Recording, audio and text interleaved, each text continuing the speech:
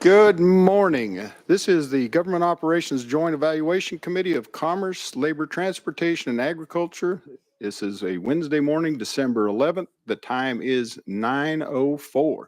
Clerk, please take the roll. Senators Crow. Here. Senator Crow is present. Senator Kyle, Senator Lowe, Senator Rose, Senator Taylor. Present. Senator Taylor is present. Vice Chair Bowling. Present. Vice Chair Bowling is present. Representatives Crawford. Present. Crawford is present. Hakeem. Kiesling. Yes. Kiesling is present. Martin. Present. Martin is present. Chairman Reedy. Here. Chairman Reedy is present. You have 4 members in the House and 3 members in the Senate. So at this time with the Senate, we don't have a quorum. I know Senator Rose is walking through the door now. Okay, we're good. Members, this morning we've got a number of things on our calendar. The first item we're going to bring up is the Megasite Authority of West Tennessee. We'll ask the Comptroller's Office to come forward, as well as Mr. Clay Bright and his staff. And I'll just ask that you check your microphone, make sure that it's on, and introduce yourselves for the record and to the committee, please.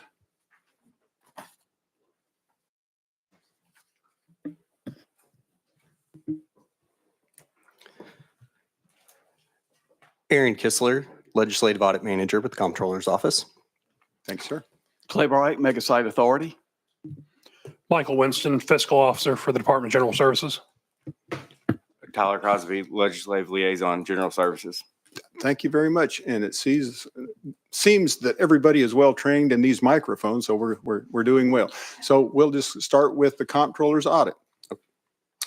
Good morning, Chairman and members of the committee. My name is Aaron Kistler. I'm a Legislative Audit Manager with the Comptroller's Office, Division of State Audit. I'm here today to present the results of the 2024 performance audit of the Megasite Authority of West Tennessee. Before I get started, I would like to thank Mr. Bright for his cooperation, professionalism, and timely assistance during our audit. In order to meet the Comptroller's mission of making government work better, we focused our audit on the intent of the Megasite Authority of West Tennessee. The authority's intent is to promote economic development, generate high-quality jobs at the Megasite and surrounding areas, and encourage and promote the development of manufacturing, warehouse, distribution, office, restaurant, retail, hotel, motel, communication systems, recycling, utilities, educational institutions, workforce housing, financial and recreational activities, and other similar uses. I like to boil that down to having a positive economic and social impact on the community surrounding the Megasite. With the Megasite Authority's intent in mind, we focused on the authority's development of the Megasite, including Blue Oval City. To ensure the authority, with its partner agencies, provides encouragement and support for the ongoing development of the Megasite. The authority's chief executive officer has partnered with multiple state agencies to provide infrastructure and workforce support. Some examples of these include Department of General Services and Department of Environment and Conservation in the development of water and infrastructure, the Tennessee Board of Regents in the construction of the Tennessee College on Applied Technologies in Stanton, and the Department of Transportation for road projects to address the increase in traffic flow. More details on how agencies worked with the Megasite Authority can be found on page 8 of our report. Our audit covered the period November 3rd, 2021 through May 31st of 2024. Our audit resulted in no audit findings or observations and found that the Megasite Authority of West Tennessee has actively established, developed, incentivized, managed, and promoted the Megasite. Once again, on behalf of my team, we would like to thank Mr. Bright and the authority's partner agencies for their assistance in the audit. We would also like to thank the chair and members of the committee for their time and consideration. This concludes our presentation of the 2024 Performance Audit Report of the Megasite Authority. We're available for any questions. Thank you, sir. Mr. Bright. I'd just like to briefly say, we've been at it for 3 years since we were established, and we have really spent those first 3 years, and Aaron talked about that, working with the different state agencies. one, getting the projects in place, the infrastructure that was needed. We talked about the TCAT, General Service responsible for the water and the wastewater treatment plant, and the wells that were put in to supply the water and the waste for the tenants on the mega site property, and then also working with TDOT on the infrastructure that they continue to put in. So we've gotten to the point now we were going from building stuff to operating the plant, the treatment plant, and whatnot. So we're at that position now, working with Ford and with Bosch on the plant. All that has gone extremely well in my viewpoint. And I would also add to it the 10-member board that I work for, the mega site board. Some of those members were appointed by the Lieutenant Governor and the Speaker of the House. That's been a very good working relationship, and we have a good representative of West Tennesseans on that board. So that's been very healthy in getting to the point where we are today. So that's really all I wanted to say and answer any questions that you may have. Thank you, sir. I must make public comment information to be known. There's a sign-up sheet to our left, your right. So if anybody would like to speak from the public, let that be known there. Chair Lady Bowling, first question.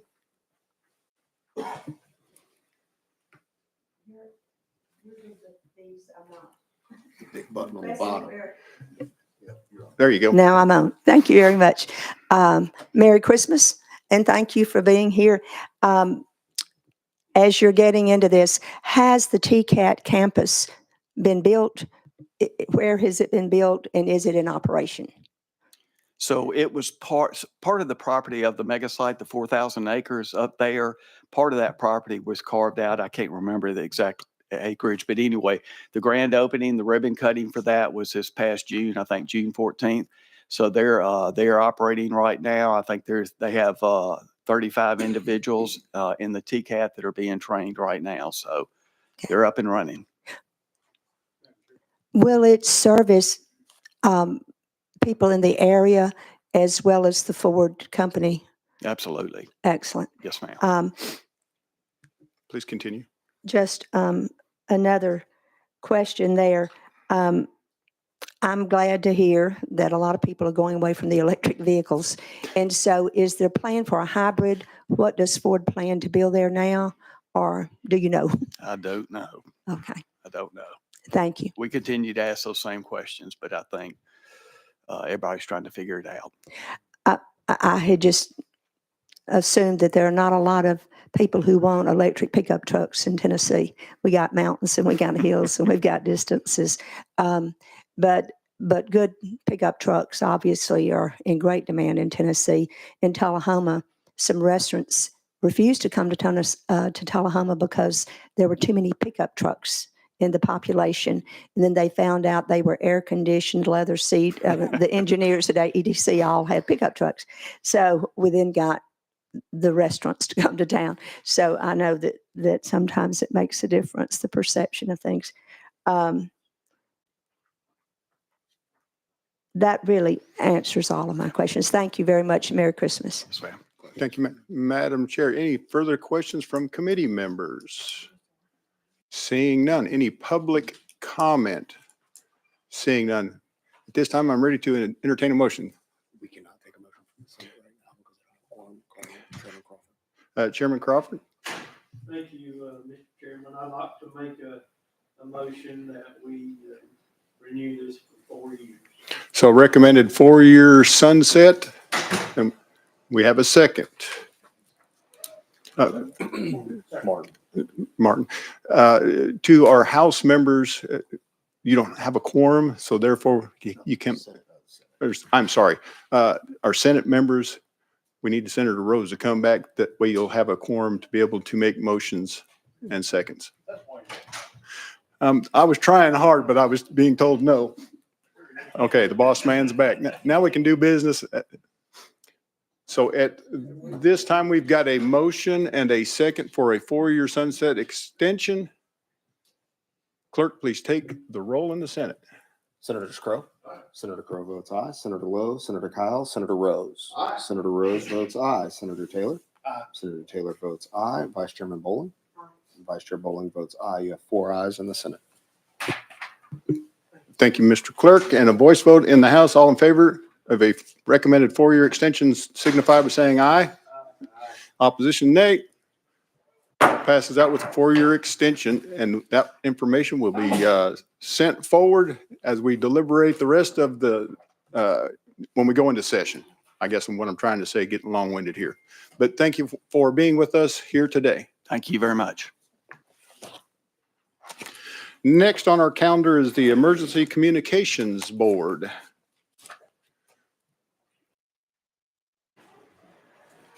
If you folks will come forward, introduce yourselves to the committee, as well as for the record.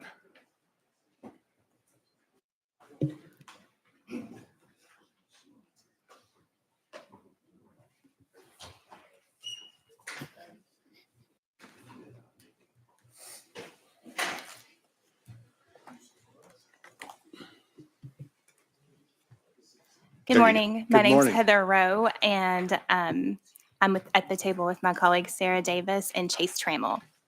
Thank you for that introduction. I'm Curtis Sutton, the Executive Director of the Tennessee Emergency Communications Board. I have with me Brad Anders, Chairman of the Board, and Benjamin Glover, the General Counsel and Assistant Director. Thank you for that introduction. And we will start with the Comptroller's Office audit.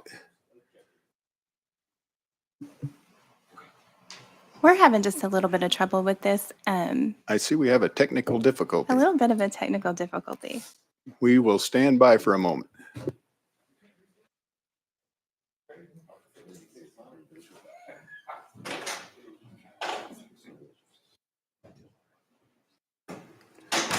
We will see if we can get you some help.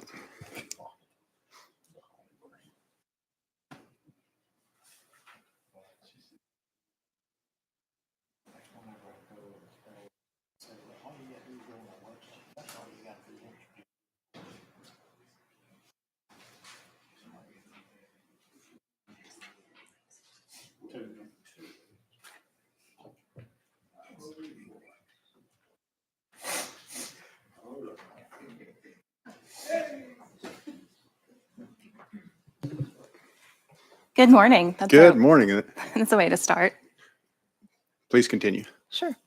As I said, I'm Heather Rowe, and I'm a Legislative Audit Manager with the Comptroller's Office, Division of State Audit. And I'm joined at the table by Sarah Davis and Chase Trammell. With your permission, Chairman Reedy, we would like to present our 2024 Sunset Performance Audit of the Emergency Communications Board. Please continue. First, we would like to take a moment to thank the board's executive director and his staff for their transparency, cooperation, and assistance during our audit. We had a somewhat shortened timetable for this audit, and they were very responsive to our requests and gave us the information we needed very quickly. And we really appreciate their assistance in getting the audit done. The Emergency Communications Board was created to oversee the finances and operations of the state's 100 emergency communications districts, which are the local 911 centers that house dispatchers and operators who handle 911 calls from citizens. The districts are responsible for conducting the 911 service's daily operations and routing calls to the appropriate emergency services, that is, to police, firefighters, or emergency medical personnel. Our audit covered 3 mission-critical areas.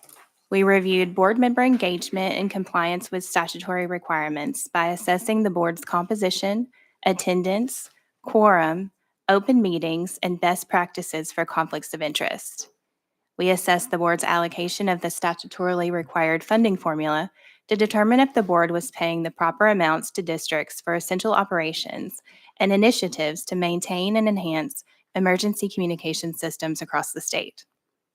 Lastly, we determined whether the board provided technical assistance and information system support to emergency communications districts to ensure availability, integrity, and timely delivery of emergency services throughout the state. During the audit, we did not note any findings. We noted 2 observations, one related to conflict of interest documentation and the other related to third-party information system monitoring.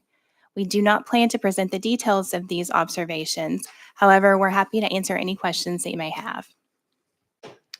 Thank you. And at this time, we will turn to the Emergency Communications Board.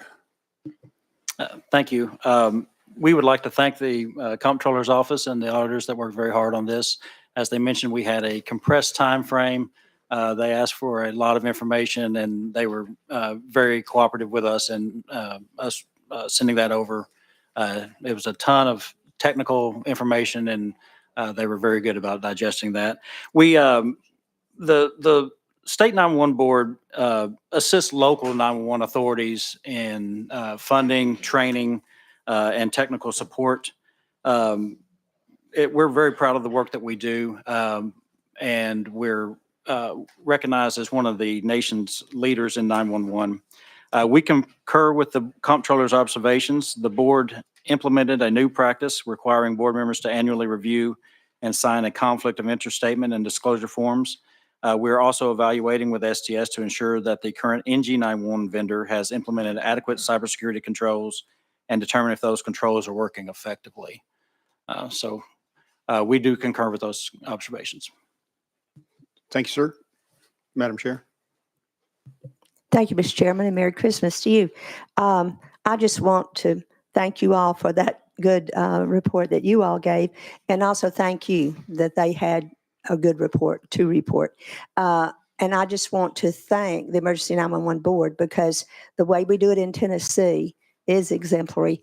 And the fact with our 95 counties and 100 different districts, we're able to have that user fee surcharge that then is assimilated by you all and given back appropriately to each county, because many of the rural counties in Tennessee could not afford the training, the equipment. But in Tennessee, regardless of whether you've crossed a county line, you will get the same treatment, the same ability to call 911 and have that answered with the same people who have been coordinated and trained by you all and the board. And I want to thank you for that, and thank you for, on behalf of Tennesseans, I have 6 rural counties, and it's a blessing to know that we're sharing in that pooled money in order to have an equity in the result. Thank you. Thank you, Madam Chair. Any further questions? Senator Taylor, please. Thank you, Mr. Chairman. Both of y'all mentioned that there was a short time frame in which to do this audit. I'm just curious why that was the case, because both of y'all mentioned it.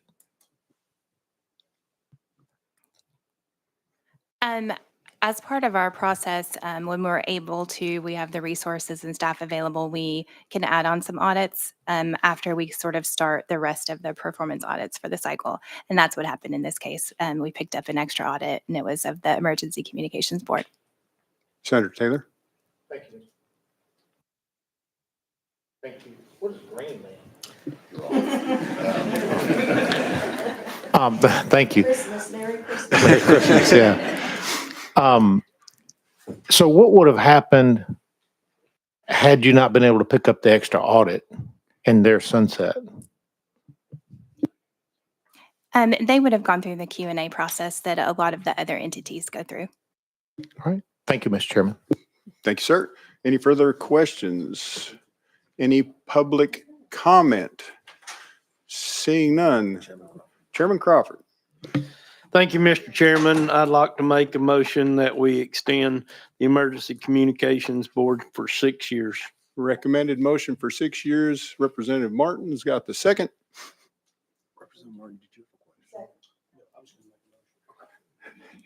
So we have a motion and a second. We'll take a voice vote in the House first. All in favor of a 6-year extension signify by saying aye. Same side, no. The ayes have it. Clerk, please take the roll call vote in the Senate. Senators Crow. Senator Crow votes aye. Senator Lowe, Senator Kyle, Senator Rose. Senator Rose votes aye. Senator Taylor.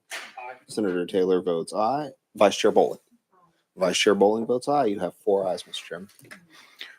The Emergency Communications Board moves out with a recommended 6-year extension. Thank you for Mr. being Chairman. with us today. Thank you.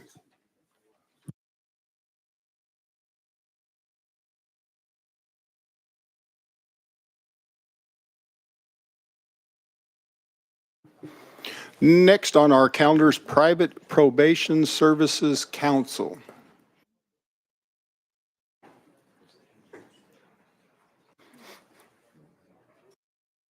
And once again, introduce yourselves for the record.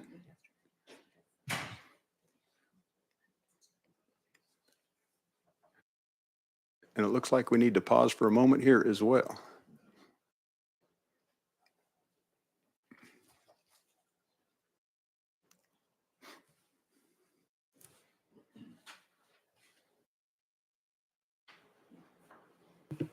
All right, I think we've got it sorted. I'm Sarah Davis, a legislative senior auditor with the Comptroller's Office, and I've got with me Heather Rowe and Brianna Jordan. Thank you. To you, sir. Thank you, Mr. Chairman. Reed Witcher, Assistant Commissioner for Regulatory Boards of the Department of Commerce and Insurance. Thank you, members. Roxana Gamusi, I'm the Executive Director with the Private Probation Service Council. Thank you. From the Comptroller's Office, please continue. All right. With your permission, we would like to begin our presentation of the 2024 Sunset Performance Audit of the Private Probation Services Council. And first, we want to take a moment to thank the council's leadership for their transparency, cooperation, and assistance during the audit. The Private Probation Services Council was created in 1998. The council is administratively attached to the Department of Commerce and Insurance. The council is the primary oversight body of the private probation companies within Tennessee. These private probation companies are only responsible for the misdemeanor offenders, as the felony offenders are housed under the Department of Correction. The council must license each private probation company and perform oversight responsibilities. There are currently 26 licensed private probation companies in the state, operating in 36 of the 95 counties. For the remaining 59 counties, misdemeanor probationers are supervised by the courts or the counties. On the screen and on page 3 of our report, you can see which counties utilize private probation and which counties do not. The map also shows how many companies operate in each of the counties. For example, there are 4 private probation companies operating in Shelby County.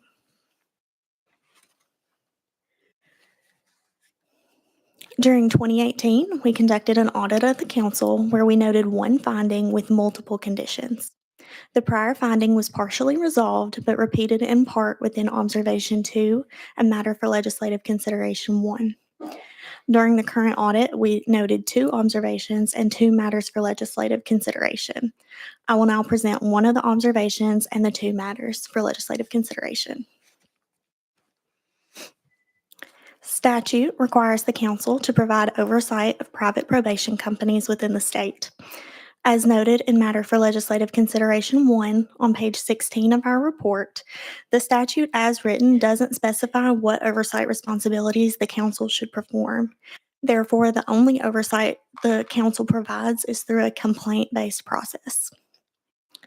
The council does not provide any routine oversight or monitoring of the companies. The General Assembly may wish to revise statute to be clear on what oversight responsibilities are expected of the council.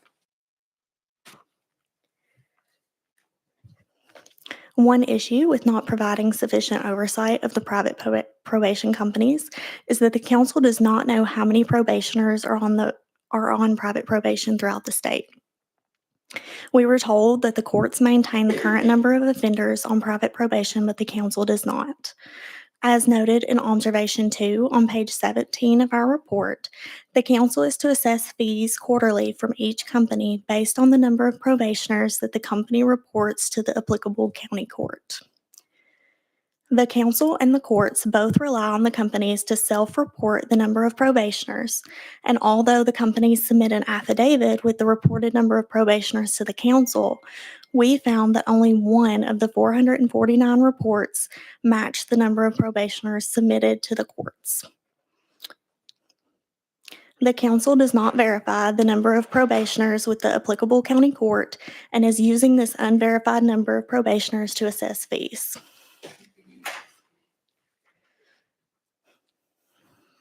Statute requires the council to publish an annual summary report without specifying what information should be included or how it should be published.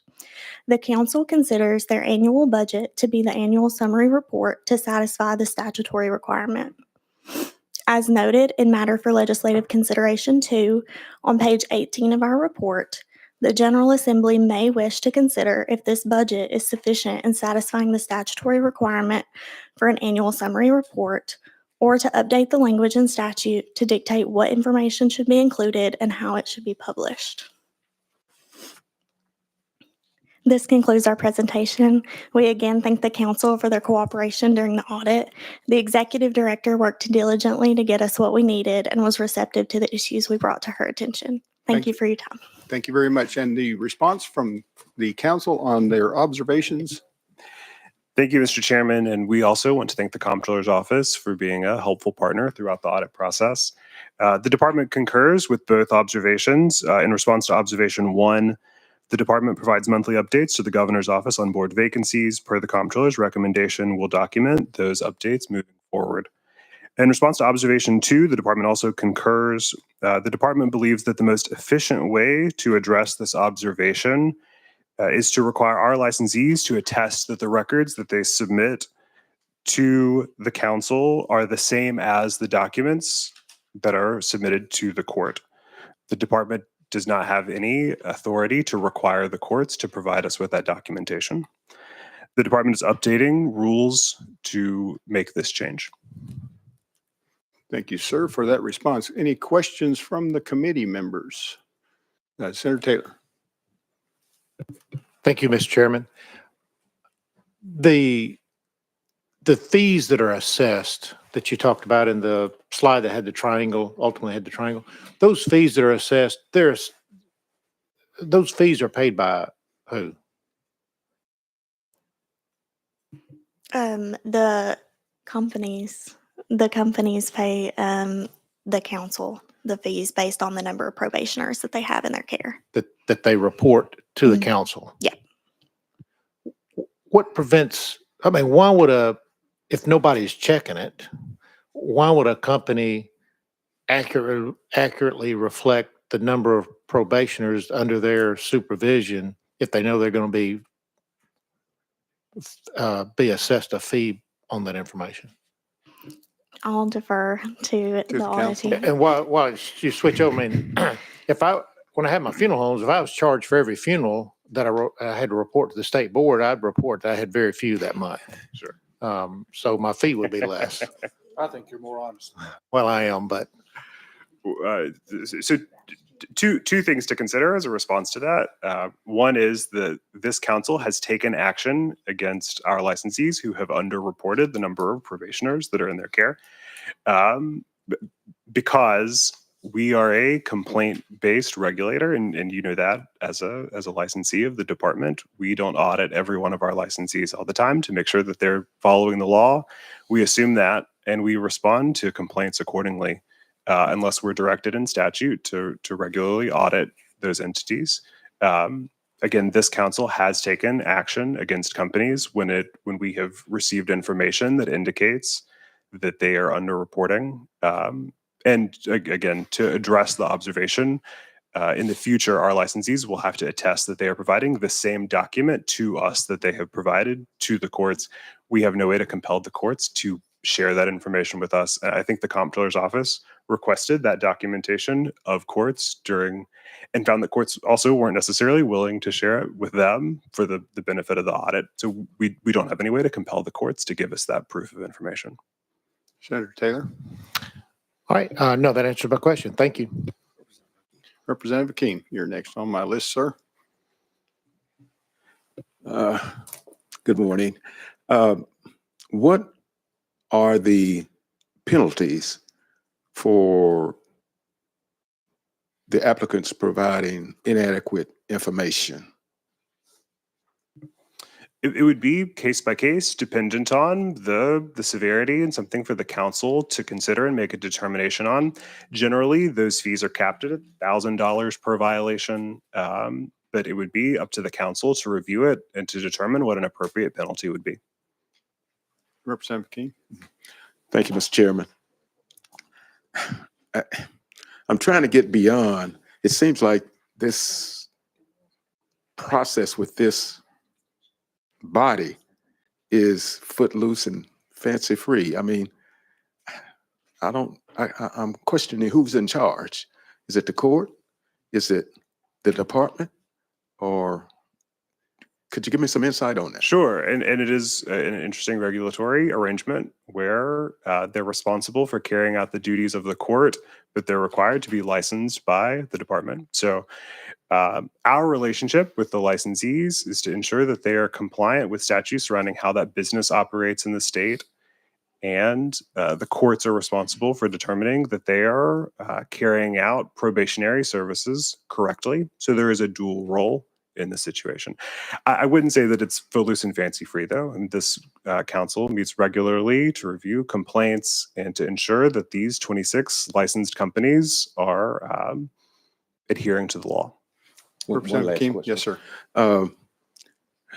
Who, I guess, oversees those, 26 licensees? I'm trying to understand if there are penalties,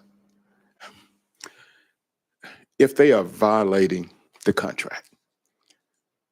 What are, other than the $1,000 per violation, what other kind of penalty is there? So if a licensee were to habitually violate statute, I would imagine the council would probably ultimately make the choice to revoke their license, and then they would no longer be eligible to provide those services to the court system. So that would be the hammer in this instance.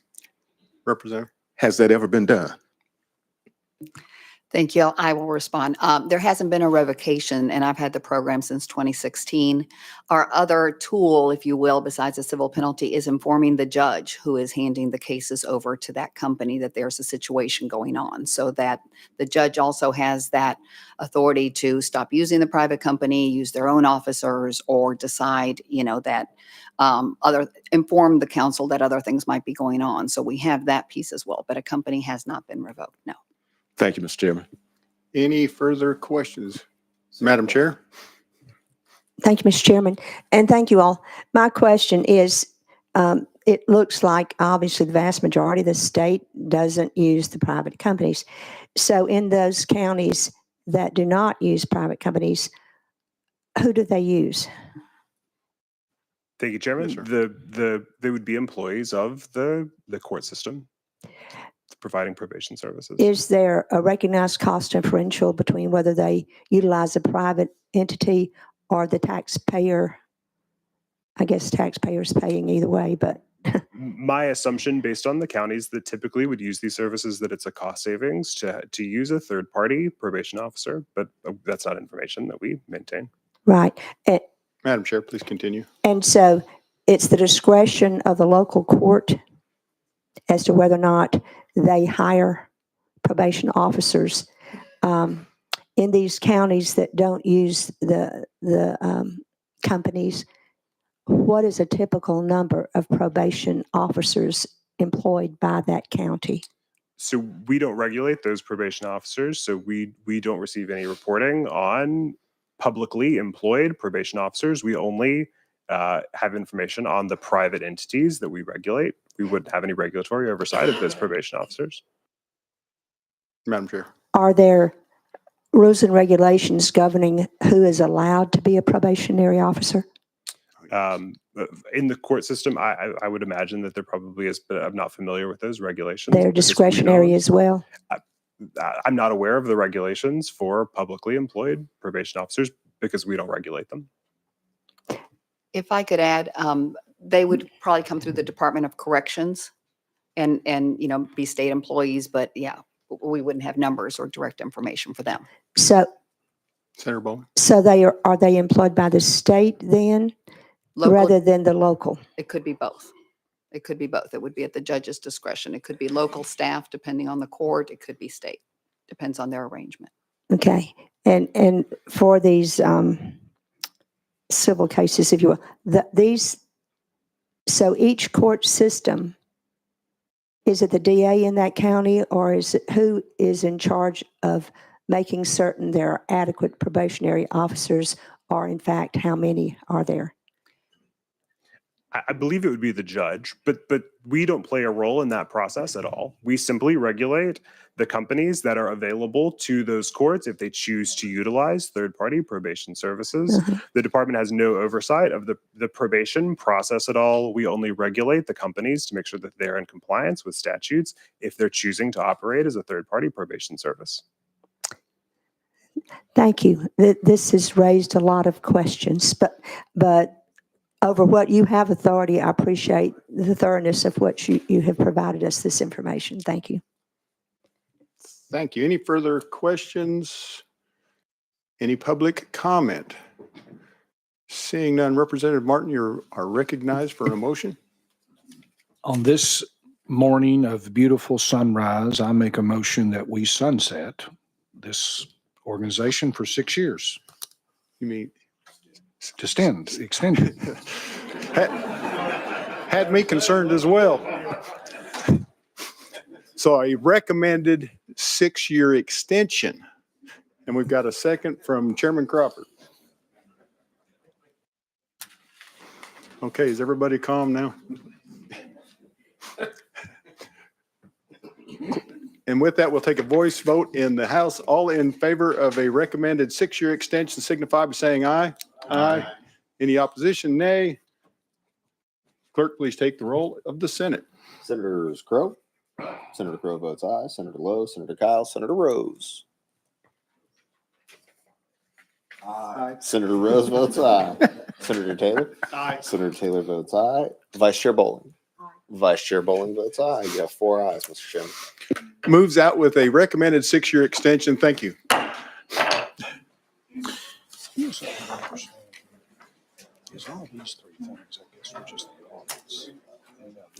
Next on our list is the Chickasaw Basin Authority. I got you. Which means I think there are 2 ways. Just check your microphone and introduce yourselves to the committee, and for the record, please. Cliff Norville, Public Works Director for Shelby County and Acting Executive Director of the CBA. Chris Mason. I am also with Shelby County Government. I act as the staff liaison for the Chickasaw Basin Authority. Good morning, Darren Sanders, and I'm the Shelby County Engineer. Thank you. Thank you. Please continue.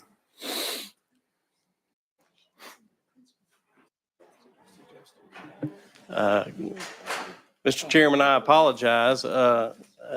I'm uncertain as to what we are to report. This is my first venture into this. I apologize. My predecessor handled this 5 years ago.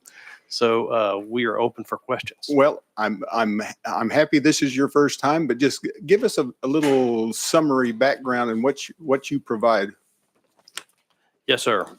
Well, the Chickasaw Basin Authority handles the basin, which includes the Wolf River, the Loosahatchee River, and then the Nonconnah Creek and Horn Lake Creeks, and all the tributaries which add to that. And so we have been a busy organization, and we collaborate with numerous activities. One of the big projects that we've been working on over the past few years is related to flood control in Shelby County. As you may have recall, in 2010 and 2011, Shelby County experienced some tremendous flooding, which impacted several areas of our county. And as a result, Shelby County applied for and received a HUD National Resiliency Competitive Grant. And so the Chickasaw Basin Authority has been working with Shelby County and other entities to implement that. $30 million of it went to improve situations in the city of Millington and also to remove further flooding impacts to the naval support activity in Millington, which provides a tremendous economic impact to our county. Another $15 million was spent on improving the flooding conditions along the Wolf River between roughly Highway 70 and Hollywood. We have a couple of city parks there, and also some neighborhoods that were impacted. And so we've made improvements to those parks to try to relieve some of the flooding conditions and remove that flood issue there. And the third area that we've been working with this same grant involves the southeastern port of Shelby County, and the several properties that the basin had in our inventory were in that area too. And so we've been working, that is currently under construction along the South Cypress Creek area, which is a tributary of the Horn Lake Creek. And so that has been the bulk of our interest. And when we make improvements to this, we certainly, in the Millington Big Creek example, we raised the levee heights.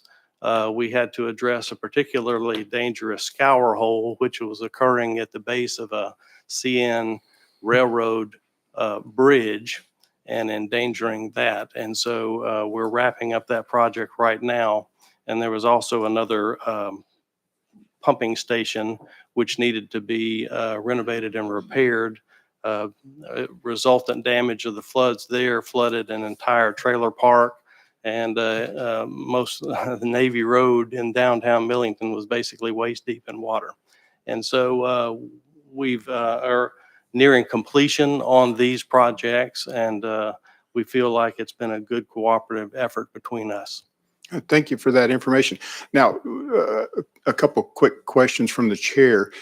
You are not part of the West Tennessee River Basin Authority, is that correct? That is correct. We are our own basin. And then that leads into my next question. Does your folks and the West Tennessee River Basin Authority folks sometimes collaborate on what needs to be done for flood control? At times, our current board does not have representatives from the West Tennessee region, but I do know that some of the tributaries kind of venture into West Tennessee region as well. Very good. Madam Chair, did you have a question? Yes, thank you, Mr. Chairman, and thank you all. Having been on Planning Commission and whatever in my previous life,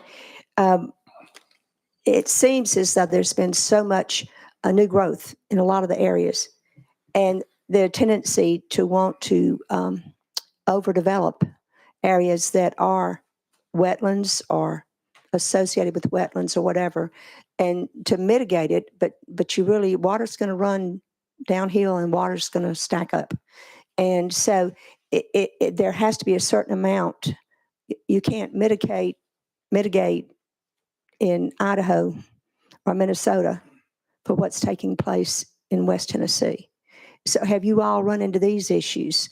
How are you guarding against, I know there's tremendous pressure to overbuild certain areas, or am I way off base? Either way. Thank you, Madam Chair, for that question. And I'm not necessarily the subject matter expert. I do work with my co-worker, our director of planning and development, and they are currently looking at a plan for unincorporated Shelby County. But as it turns out, thanks goodness to some legislation that had been passed at the state level regarding annexation laws, I think that sort of put the brakes on that for a while. And based on the studies that our planning division has done, they certainly considered there to be enough undeveloped land within the corporate limits so that they do not need to, they are not going to be encouraging developments outside the corporate limits within Shelby County. And to kind of sort of add to that incentive to developing within corporate limits of the city of Memphis, the city of Memphis has codified that they will not extend their sanitary sewer system outside their corporate limits to any future developments. And so that is going to kind of curtail a lot of the future development in unincorporated Shelby County more than likely. If they didn't have any prior arrangements with Light, Gas, and Water to extend that service, then that will put a damper on that for a while. No pun intended. Mm-hmm. Any further questions? Representative Hakeem, you're next on my list, sir. Thank you, Mr. Chairman. Firstly, sir, what is a scour whole? Yes, sir. Thank you for the question. Well, in this particular case, and it's a good example, we have a railroad bridge that is crossing Big Creek.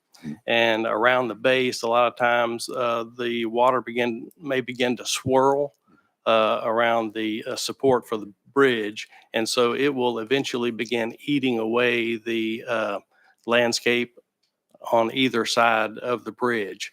And in this particular case, we used to have like 150 feet of clearance between the bridge and the creek, and eventually it had gotten to where it eaten away to where it was within 50 feet of the bridge supports, endangering the bridge. Okay. Representative King. The authority, do you have, I guess, public meetings where you get input from residents in the area? Do you all, just among yourselves, make a decision as to what project is to be done? And it sounded like maybe with, well, I guess with Shelby, there's not much interaction. I think there was an authority that they have there. So could you give me some idea of what takes place? The Chickasaw Basin Authority does hold public meetings quarterly, and we do advertise that and make them available for public comment. And most of the interest in CBA, and I will admit that it's not the most exciting public meeting for most folks, but most of the interest comes with the groups that do operate up and down the Wolf River, Loosahatchee. Like we have a very active collaboration with the Wolf River Conservancy Group.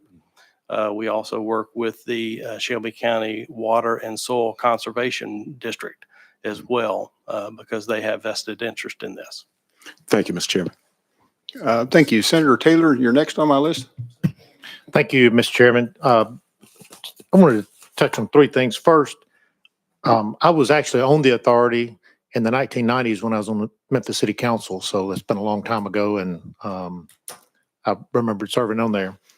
Ed Williams at the time was, he's the one who got me involved in that. So the Millington flood, I appreciate what y'all did there. I had a business that had a $250,000 uninsured loss as a result of the flood in 2010. I became a big believer in flood insurance after that, and would encourage anybody that's got a business to buy flood insurance or a home. I wanted to talk briefly on the sewers, and I know you weren't taking sides on that issue. And I know that they have codified Mayor Strickland's decision not to extend the sanitary sewers, but that does not mean that there aren't those that want to develop inside unincorporated parts of Shelby County. There in Bartlett, they've actually have a industrial park that they can't get anyone there that would use any more water than flushing a toilet because there are no sewers. I've actually sent a letter to Commissioner Sawyers asking why in West Tennessee we don't have the self-contained sanitary sewers, for lack of a better term. It's where each individual property owner can have their own sewer system, and I'm not doing a very good job explaining that, but as I understand it, it's permitted in other parts of the state, but not in West Tennessee. The reason that's so important is we just talked about the mega site earlier with Blue Oval City, which at the time was the state's largest private investment in the state history.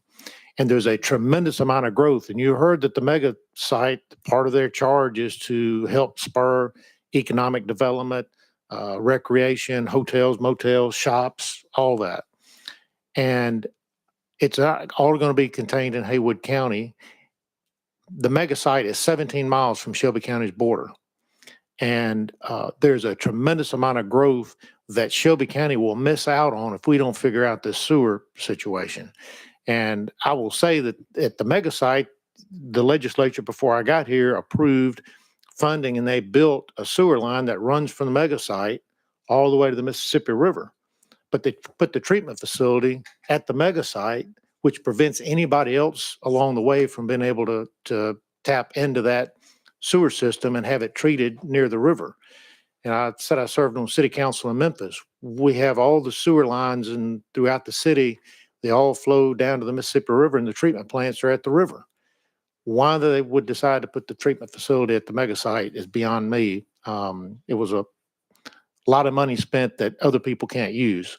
That's just a lot of, a long way of saying, and I know you aren't picking sides on that, but we have to figure out the sewer situation in Shelby County, unincorporated parts of Shelby County, because our economic development, if we're going to take full benefit of Blue Oval City, we have to figure that piece out.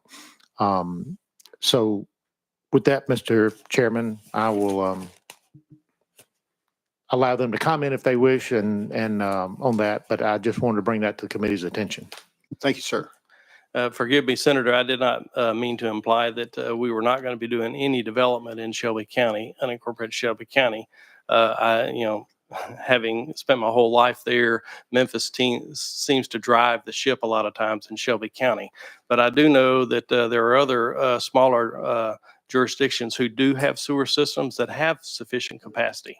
Arlington, Millington, Collierville, Germantown, they actually have sewer systems that have adequate capacity for expansion and development. And so we are not, don't have any options. I'm not implying that we don't have options.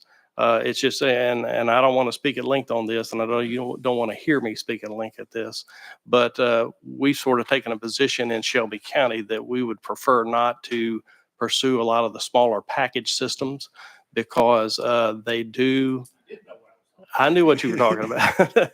And so we've taken that position right now because we do know that there is adequate capacity available. When it comes to a time that that capacity is no longer available, then we may reconsider. Senator Taylor. Thank you for that response. You're right. Arlington, Lakeland, matter of fact, Lakeland just bought part of the sewer system back from the city of Memphis. There is capacity, but there are two large swaths in Shelby County between Collierville and Arlington. All that unincorporated area is unsewered. And then between Arlington and Millington along 385, north of 385 is unsewered. And so those are large areas that would be prime for development, but there are no sewers there that are beyond the reach of Arlington and Lakeland's sewer system. So that's where I would like to see the package systems. But you had indicated that you did not mean to indicate that you were not for the development in Shelby County. So as Rosanna Dana once said, never mind. So thank you, Mr. Chairman. Senator Bowling, I've got you next on my list, please. That answered some of my questions, because I had thought that the Blue Oval City or West Tennessee mega site, as it was known prior, did in fact have a sewer line running to Memphis. And I knew that no one was allowed to hook on. I wasn't sure why, but at the same time, I think capacity is correlated to land and to growth is a wonderful thing, or it can be your worst nightmare, because with growth also comes associated cost. And so you get a quality of life versus continued growing to the point that you might lose some of the quality of life, but lose some of the ability to manage where the growth is going to be. So I thank you for your work. It's a thankless job sometimes, but there does come a time when growth sounds so wonderful, but it has to be weighed against cost. Thank you. Thank you, Madam Chair. Any further questions for the CBA? Any public comments? Seeing none, Chairman Crawford.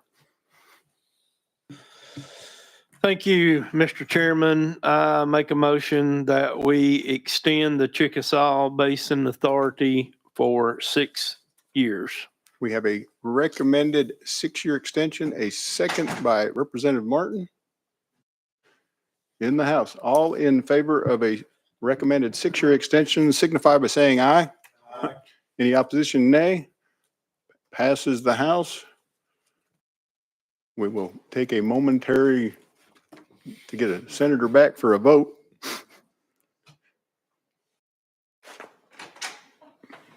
Clerk, please take the roll in the Senate. Senators Crow.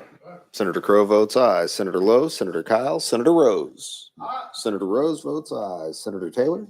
Senator Taylor votes aye. Vice Chair Bowling. Vice Chair Bowling votes aye. You have 4 ayes. Thank you, sir. This moves out with a recommended 6-year extension. Thank you for being with us today. Next on our calendar is the Tennessee Board of Utility Regulation.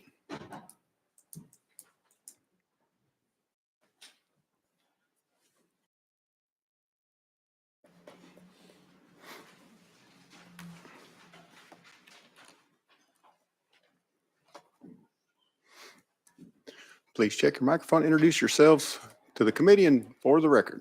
Good morning, committee. My name is Ross Colonna. I am the Assistant Director of Local Government Finance in the Comptroller's Office, and I also serve as the designated manager of the Tennessee Board of Utility Regulation. And I'll allow Seth to introduce himself.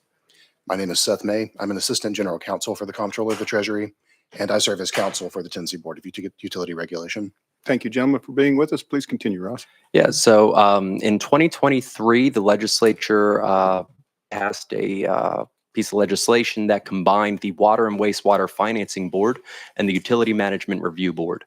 The Water and Wastewater Financing Board, also known as the WWFB, was responsible for the financial, managerial, and technical oversight of roughly 280 city, county, and authority water and wastewater systems across Tennessee.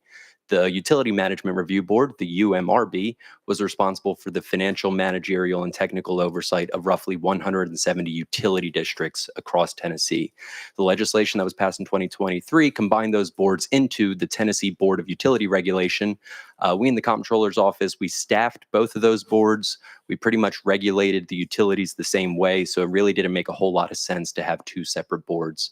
And so in combining those 2 boards, it really streamlined government operations and made it easier for us to maintain the regulation of now 450 water, wastewater, and natural gas utilities, all owned by, cities, counties, utility districts, and authorities. So these public systems that we're talking about. The WWFB and UMRB, they were both 9-member boards. The T-Board is now an 11-member board. In the details packet that was provided to you all, there was a vacancy noted. However, that was, we now have that member filled since we were getting that information compiled. So we have a fully, we have a full board. There are no vacancies on the board. And with that, I'm happy to answer any questions that the committee may have. Thank you. Thank you, sir. Senator Crow, first on my list. Thank you. So you guys have some, I guess, is it control over how many systems was it, city and? It's roughly 450 total. Okay, yeah. The process of fluoridization, fluoride in the water, is going to be front and center. I think in this coming legislature, and obviously the Trump administration has said they're very concerned about that. There was just a court ruling. Actually, the District Court of Northern California ruled that they found that the prescribed optimal level of fluoridization in the United States presents an unreasonable risk of injury to health or environment. And the Florida Surgeon General has just advised local governments to stop adding fluoride into the water. Are you guys hearing any concerns? Were you hearing anything about this at all? Thank you for your question. So no, I haven't necessarily, I've heard that some utilities have been getting questions about whether they plan on continuing the practice of fluoride in the water. I will say, as far as our board is concerned, that's more of a TDEC issue, and I can even extend that to say TDEC doesn't currently require fluoride. It's really a local decision. And so I don't anticipate our board would have any input on that. But no, I have heard that some utilities have been getting questions from their customers regarding that. Yeah, so evidently you're right. I mean, we are a state that that allows it and has, I guess, remanded that decision to the local systems. One of the things that I think there's going to be legislation that comes up this year to try to possibly, recommend what Florida's recommending, but because they found that it's really interesting. They have found that out of 72 total studies, and these are not 72 people, these are 72 studies, of the 19 they considered highly qualified and low risk of bias, it showed an association between IQ and fluoride, and even low levels of fluoride affect the IQ of children. And obviously, the Dental Association is going to want us to keep doing this. There's fluoride in toothpaste now, lots of different things. One of the concerns I have, and I'm going to ask you if you can help us with this. The EPA requires what's called a COA, a certificate of analysis, when whoever manufactures this stuff brings it to a city, and the city then has to have this certificate of analysis. I'm being told by some of ours that's not happening. That certificate analysis also lists all the pollutants and concentration levels. And so if you have a spill, it's a huge spill. They need to know what's in this stuff. And so, do you communicate with these city systems? Do you all communicate with them? Yeah, we communicate with these systems Okay. regularly. Can you send out mass emails, that sort of thing? If you would, within a week or so, for me, for this legislature, find out if the systems are receiving that COA, certificate of analysis, and they're supposed to post this material publicly, but there's also a material safety data sheet that's supposed to be online. You check for us that COA and that material data sheet to see if that's being done? Yeah, that's no problem at all. And if we have any questions in the meantime to make sure we get the correct information, we'll contact your office. But And if we'll you get need, that done. and if you need our EPA people, if you need our department to help with that, Sure. if you would do that, because this is very important, Yep. because they have that through that court case, they have just found that this stuff is dangerous as hell. And even lower, I think 0.07 is what the optimal for the nation is. I'm not sure what Tennessee is doing right now, but we need to take a good look at this. And it looks like the Trump administration is probably going to do this on a federal level. But if you would do that for us, I think we would appreciate No, it. we're happy to do that, Thank you. Senator. No problem. Thank you, Mr. Chair. Sorry, I went off a little bit there, but it's important while we have them with us. You're fine, Senator. Thank you. Senator Bowling. Thank you, Mr. Chairman. And I just want to thank the Senator and the Chairman of the Health Committee. This is vitally important. And we certainly do need to reconsider what's happening with our water in our local water supplies. So thank you very much for being able to provide that information to him. Representative Akeem, I've got you next on my list, sir. Thank you, Mr. Chairman. First, thank you for the information that you're sharing. The board, is this made up of persons from across the state? Yes, sir. So there's, as I said, there are 11 members. The chairman of the board is Mr. Greg Moody. He's a comptroller employee. He's the director of state assessed properties.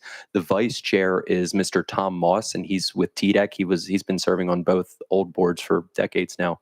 And then there's one other, Mr. Edwin Carter, who's a comptroller employee. The other 8 members are either managers or governing body members of utilities across the state.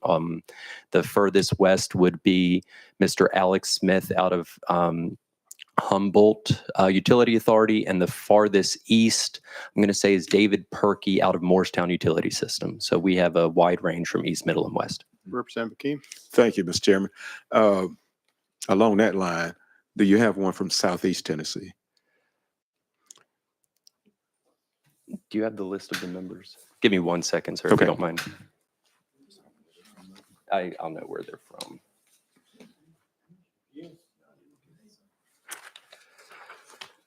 So the two, now the one, and this, I think the furthest that I would try to even argue is furthest southeast would be Harriman, but even then that's really closer to middle and not far southeast. So to answer your question, no, I would argue that there is no one on the board that represents Southeast Tennessee. No, sir. Okay. Yeah, Representative King. I would ask when there's a vacancy going forward, if that's given consideration. It's not you. It just seems like a general process when we're talking about Southeast Tennessee.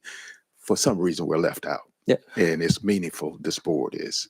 I completely understand, and that's no problem at all. I will say that, so the appointees on this board, there's a variety of ways that the recommendations are made to the governor's office for those recommendations. One of those organizations is TAUD, the Tennessee Association of Utility Districts. Another one is TML, the Tennessee Municipal League. And so I'm more than happy to communicate that with those organizations for next time we have a vacancy on the board. Thank you very much. One other. Yes, sir, please. If it's under your purview, can you give me any insight as to why we started to fluorinate the water in the first place? I'm going to be honest with you. That is beyond me. That's just not the information that I have. Okay. Thank you. Thank you, Mr. Chairman. Yes, sir. Senator Taylor, I've got you next on my list, please. Thank you, Mr. Chairman. You know, a number of years ago, I drank too many Diet Cokes. My wife stayed on me, and I got COVID, and I lost my taste. And when the taste came back, I hated Diet Coke, so I haven't had any. So I started drinking tea. Then my wife says I drink too much tea. So I decided today I was going to drink water. And then I got my glass, and then all this came up about fluoride, and I've decided I may go back to something else. I don't know what it is yet. So whatever I go to, it's always the wrong thing. I wanted to discuss two things briefly on city-owned water and gas, which y'all regulate. Those cities that own their water and gas, when they raise rates, do they do that by resolution or do they do that by ordinance? That would be by ordinance. Yeah, for both water and gas. If it's a city system, it would be by ordinance. With utility districts, that's different because they don't really have ordinances. That would be by resolution, but it would be just as upholding as an ordinance would be. But it should be by, unless there's some example of maybe some private act city that doesn't have to do ordinance for something of the sort that's just listed in their private act, but I'm not familiar of any. Yeah. On the utility districts, well, let me back up. On cities that own their water and gas, if they extend their water and gas beyond their municipal boundaries, do they have representation on a board for that, or are they reliant totally on their board and board of aldermen and mayor? No, thank you for your question. No. So if a city decides to extend service outside of its, city limits, no, there's really not a new council position that would be opened up. I'm not aware of any cities that do this, but they are able to make, some sort of informal seat that can provide, some insight during their city council meetings, but that person wouldn't really have a vote on the city council or the board of mayor and aldermen. And that's actually an issue that my board has taken up on multiple occasions whenever you have, because typically what we see is customers outside of the city limits are charged a different rate than customers inside the city limits. And rates in Tennessee, the code says they have to be reasonable and justifiable. And so whenever there are disparities, in the rates that are being charged, there needs to be good reason as to why someone on the other side of a political boundary might be charged more.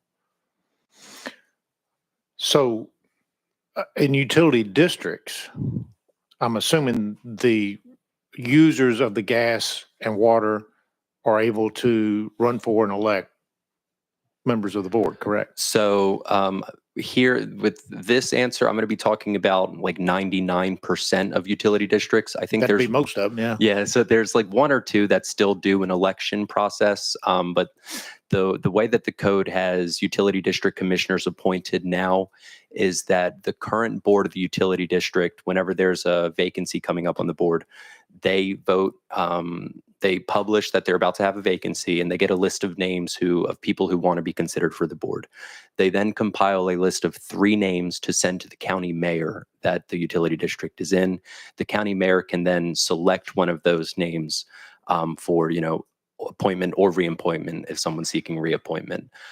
There's a process from there. If the county mayor doesn't agree with those names, it goes back to the utility district, so on and so forth. Usually it doesn't come to that, but no. So the list is generated at the local level and given to the county mayor for consideration.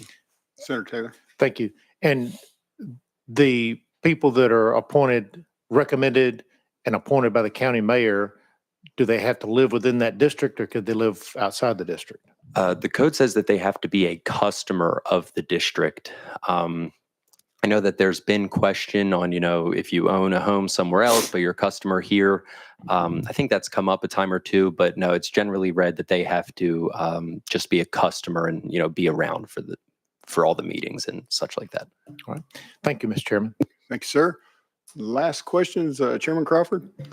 Thank you, Mr. Chairman. I just wanted to get this on the record by us either approving an extension or not approving an extension. This has absolutely nothing to do with the board's ability to regulate or license any of the guys we have out here doing digging wells and some of those things. Is that correct? Yeah, that's correct. We have no business in I'm that. getting a ton of text message, so I just wanted to get that on the record. Thank you, sir. Thank you, sir. Any further questions? Any public comment? Seeing none. Representative Martin for a motion.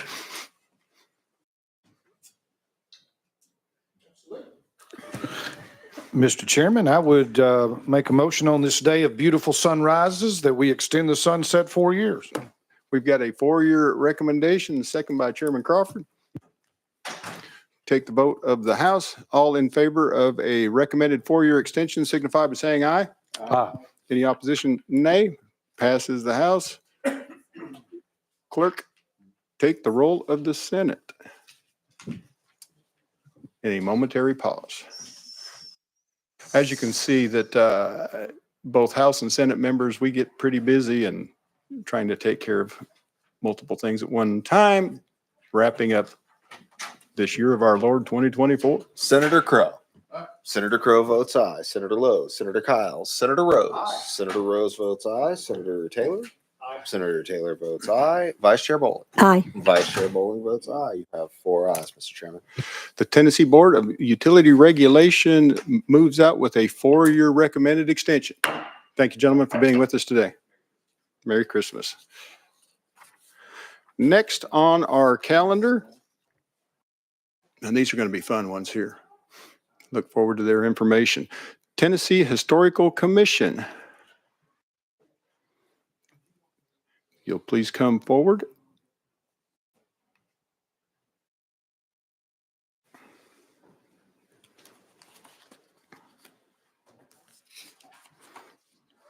And we will start with the Comptroller's Office for introductions. Garrison Evans with the Comptroller's Office. Along with me is Martin Brown and Blake Winfrey. Thank you. To you, sir. Patrick McIntyre, Director of the Tennessee Historical Commission. With me is Miranda Christie. Thank you for being with us today, and back to the Comptroller's Office for your audit. Good morning, Chair and members of the committee. My name is Garrison Evans, and I am a legislative auditor with the Comptroller's Office, Division of State Audit. Along with me are my colleagues, Blake Winfrey, who is also a legislative auditor with the Comptroller's Office, and Martin Brown, who is a legislative audit manager with the Comptroller's Office, both Division of State Audit. Chairman Reedy, with your permission, we would like to present our 2024 Sunset Performance Audit of the Tennessee Historical Commission. First, we would like to thank the management of the Commission for their cooperation and assistance during our audit. We are also grateful for the opportunity to visit several of our state's historical sites. The Tennessee Historical Commission provides many services to help protect and preserve the state's historical structures and stories. It also fosters and promotes the ongoing sharing of Tennessee's heritage. The Commission serves as a historic preservation office to fulfill part of the National Historic Preservation Act of 1966. Chapter 764 of the Public Acts of 2024 amended the Tennessee Code to vacate the membership of the Tennessee Historical Commission effective July 1, 2024, and reconstitute the commission. The current board consists of 15 voting members. The governor, the Speaker of the Senate, and the Speaker of the House each appoint 5 of these members. The commission also still includes 5 ex officio non-voting members. All members have been appointed as of August 31st, 2024. To assist the commission and carry out daily functions, the commission has 20 employees, including an executive director. The commission is also administratively attached to the Tennessee Department of Environment and Conservation, who provides website, legal, and internal audit services. Our current audit of the Tennessee Historical Commission covered the period of July 1, 2018 through June 30th, 2024. We looked at Commission's maintenance procurements at state-owned historic sites, the Commission's oversight of nonprofit organizations, the Commission's relationship with the Department of Environment and Conservation, and Commission board member training. In our current audit, we noted 1 finding related to procurement, as well as 2 observations. Our current audit also included following up on 2 findings from the Commission's last audit report, which was released in August of 2018. In our current audit, we noted 1 prior finding was partially resolved, while the other prior finding was fully resolved. In today's presentation, we will present our finding and first observation together, but we are happy to answer any questions regarding observation 2 or any other parts of the current audit report. The Commission is tasked with the preservation and maintenance of state-owned historic sites. The Commission enters into grant agreements with nonprofit organizations for the day-to-day operations of the sites. The nonprofits are responsible for the daily operations of the site, including opening the site to the public, providing tours, and cleaning. Nonprofit organizations operate 15 state-owned historic sites. While the nonprofits provide daily operations of the sites, the Historical Commission is responsible for the preservation and maintenance of the sites. Commission staff procure these services from external vendors. The Commission must follow statewide rules and regulations for procurement established by the Central Procurement Office, or CPO. The CPO provides a procurement manual along with other tools to assist state agencies in understanding and complying with these requirements. For the loan finding, based on our review of the Commission's invoices for maintenance, Commission staff did not always comply with CPO procurement requirements. The CPO procurement manual strongly encourages competitive procurement and obtaining multiple bids whenever practical. The CPO also has guidance for small or informal purchases with fewer requirements. For procurements below $10,000, an agency did not need to obtain bids from multiple vendors. For purchases between $10,000 and $50,000, agencies had to obtain multiple bids, but did not need additional CPO approvals. For purchases above $50,000, they required using competitive procurement methods, which included multiple bids and CPO authorization. Procurements of a recurring nature that reach a total beyond these thresholds should use a competitive procurement method. Additionally, procurements cannot be artificially divided or split to avoid bidding or review thresholds. It is important to note that the thresholds changed last year. As of June 25th, 2024, the CPO released new guidelines, increasing the thresholds from $10,000 to $25,000 and from $50,000 to $100,000. We follow the prior thresholds as these were in effect during our audit scope and when the transactions occurred. We identified 3 vendors who performed repetitive or recurring services.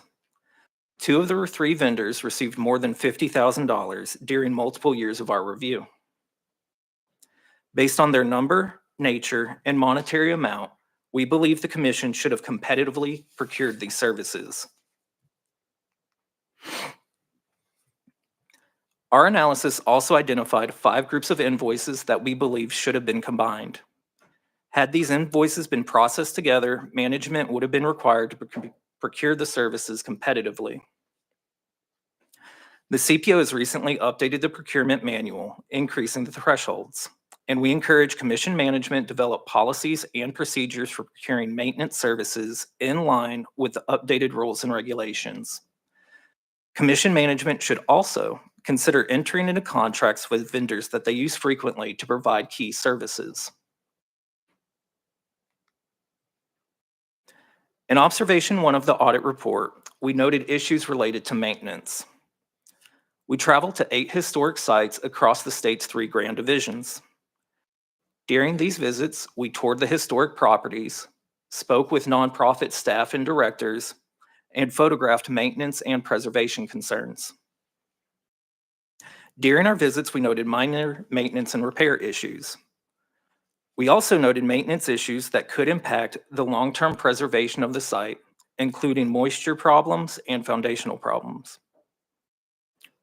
These more concerning issues included rotted wood, cracked and missing windows, cracked and crumbling foundations, plaster issues, and a lack of HVAC service and maintenance. We also noted potential safety concerns, included loose railings and steps, rotting wood on porches, and a damaged well cover. While performing our site visits, we noted concerning maintenance issues at all 8 of the sites. Here are some examples. The first photo was taken at Tipton Haynes State Historic Site located in Johnson City, Tennessee, and shows a damaged and rotting wooden column. According to site staff, this is one of the issues that is being addressed in a current capital project. The second photo was taken at Cragfont State Historic Site located in Sumner County.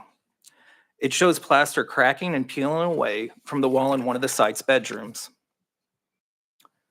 When speaking with the site director, they stated that it was due to moisture problems within the home and a lack of an HVAC unit in the home to maintain temperature. We noted multiple dehumidifiers spread throughout the house. The third photo was taken at Rocky Mount State Historic Site in the Tri-Cities area. It shows windows at the site's detached cabin kitchen, which are missing. When speaking with the staff and director at the site, they stated that the window panes had lost so much of their glazing that they had begun popping out of their own. Additionally, the site had to stop cleaning the windows out of fear of knocking out more. The last photo was taken at Alex Haley Home and Museum in Lauderdale County. The photo shows where the mortar along the foundation of the home is deteriorating and crumbling away. When we spoke with the site director, they stated that the mortar around the bricks had been redone in 2019. See Appendix 4 in the report for more examples. When maintenance concerns are not timely addressed, the historic site can deteriorate rapidly, leading to significant structural damage, the loss of historical features, increased repair costs, and potential safety issues. We encourage management to implement measures to ensure these sites receive the maintenance they need, such as routine monitoring visits to physically observe the sites on a regularly set schedule. This concludes our presentation. We again thank the Commission, its Executive Director, and their staff for the cooperation during this audit. Thank you for your time. Thank you, sir. Response from the commission on the findings and the observations? Yes, thank you very much, sir. And again, I'm Patrick McIntyre, and I wanted to recognize we have several board members present today. You saw the board was vacated and reconstituted recently, and so I want to recognize our chairman-elect, Sam Elliott, is with us today, as well as Jim Kay, Reggie Mudd, and Ben Silverman. So they're very active, dedicated board members who've been able to join us this morning. I also have several staff present. I won't recognize them individually, but it's always great to have our incredibly talented colleagues with us. So I want to thank Martin Brown, Blake Renfrey, and Garrison Evans from the Comptroller's Office for this audit, and we were happy to share information about processes and work. And then just to let you all know, we concur, we're very much committed to adhering toward all requirements policies, rules, regulations. As THC is administratively attached to TDEC, we don't have independent procurement function review or approvals. And this is just something we function as a division of theirs. And so we're going to continue to work with TDEC to stay coordinated regarding procurement coordinate regarding the rules and regulations and utilize the training and guidance that they may provide on this. So we didn't learn about some of these things until June, as far as like some of the processes and things. But the overall picture here is I think it's important to point out that 20 years ago, the Tennessee State Historic Sites were listed as among the state's most endangered historic places on the annual 10 in Tennessee list because of the amount of deferred maintenance and neglect. And so it's been a focus of mine during my tenure to bring them up to speed on in terms of their maintenance, the organizations that operate them, and everything, making them the best they can be, because we're really in a golden age, despite things that you're seeing up here of attention and devotion to these buildings. We've got 40 million plus in capital projects, as Appendix 7 in your audit there, that are underway or and consists of things like 4 new visitor facilities and site restoration at 5 sites, being overseen in conjunction with State of Tennessee Real Estate Management. So, and we're really honored by the commitment that you all have made, along with the governor, to invest in these properties. We've got 110 buildings to maintain. They're stretched from Henning over in West Tennessee at Alex Haley's boyhood home on up to Elizabethton at the Sabine Hill State Historic Site that we partner with Sycamore Shoals to oversee. So, and some of them are up to 230 years old. So I think, as you all know, there's no such thing as a maintenance-free building. And so until last year, this has all been under one staff member, one person to oversee 110 buildings. I think he's done a remarkable job. He's been charged with anything between emergency repairs to cyclical maintenance to then all of this explosion of capital projects. So we've asked for a second staff person for a long time. We were able to get one in the past year. He's our historic sites coordinator. He's doing a marvelous job and working as we reassess the cyclical maintenance and go out and do surveys to take care of these other issues. Some of what you saw is going to be addressed in capital projects. Some as a natural result, when I see mortar courses that have deteriorated, that's freeze thaw and splashback cycle stuff, and it just needs repointing from time to time. So these are not structural issues by and large. There was a picture, I noticed the Chester Inn in Jonesboro, which is an absolute jewel, was shown. We put $1 million into that building in the last several years. It is just splendid when you look at that outside. And I think there was an air conditioning leak this summer on the 3rd floor, and so there was a photo that appeared of a small stain from that. But I think we take very seriously alleviating these conditions, but their maintenance is constant, and certainly on historic treasures like this. But that's some of the value we provide, because we do partner, as it was pointed out. The state of Tennessee partners with nonprofits. We have these relationships. These organizations take on the management and operation of these places, and it's a cost savings for the state. And then we provide the maintenance, the capital projects. So many of these nonprofits have to go around, they have to repair, raise money to repair a roof or to put work into the building. And so they are able to put most of their money in that they raise into operations. So I think we have a great model. When I talk to my colleagues in neighboring states who have historic sites like we do, they often are very, I'd say, envious of what we're able to do with, again, a major investment that you all have helped make in these. And so with that, I'll just, I'll kind of stand aside and ask for any questions you might have. Thank you very much for being here, and appreciate your staff and board members to be with us as well. Representative Martin, first on my list. Thank you. And thank you, Chairman Elliott, for being here. If you've never read his book on Isham Harris, the governor of Tennessee, you should. It's an amazing book. He's an accomplished author, among other books. My question for you is this. When you had mentioned, I think y'all had mentioned the nonprofits, the 15 nonprofits that operate some of these, and that they are responsible for being open. Is there a requirement for them to be open a certain amount of time, or do they have discretion on that? Can you speak? Well, I'm glad you asked that question. There's not sort of a one-size-fits-all standard, because some of these sites are of varying sizes. You've got large, robust sites like the Carter House in Franklin, does 50,000 plus a year, and that's conservative. You have some that are small, out-of-the-way places that aren't aren't getting that kind of visitation. Some close seasonally because that's just the way it works. In the wintertime, they're not going to get the visitation, and that's when they go and do sort of the deep cleaning and curatorial things that they need to do. So we have not mandated any set hours. We've left it to their discretion because, again, they have different staffing capacities as well. Representative Martin. And I'm sure of that, but I just wondered if there is a minimum that if we are cooperating with XYZ nonprofit that they have to be open 2 days a week, 3 days a week, they have to be open. Is there a minimum, I guess is my question. That's not been mandated in the management agreement, but that's something we should probably look into. But the vast majority of these places are open, 5-6 days a week. So we have just one or two that I can think of that are sort of less, more out of the way and not necessarily even staffed by full-time professional staff. So one of the things that we've done in recent years is kept this more professionalized as we've gone along. We got, folks like in our Sumner County sites, Wynwood, Craig Font, Hawthorne Hill have trained qualified professionals. It used to be sort of paid volunteers, so to speak. So again, as we move this towards more professionalism, we're always looking at ways to kind of push this along. We consider these places permanent economic assets for communities because heritage tourism goes on and on. A factory or an amusement park might close at some point. If we keep investing in these places, they'll be around for generations. So it's a good investment. We're always trying to make that economic link. So we want our visitors to stay longer and spend more money there. So thank you. Next on my list, Representative Akeem. Thank you, Mr. Chairman. Firstly, your board members who are present, could they raise their hand or something? Okay, that's two. Okay, I see the four now. Thank you very much. Secondly, I believe we have one from Southeast Tennessee.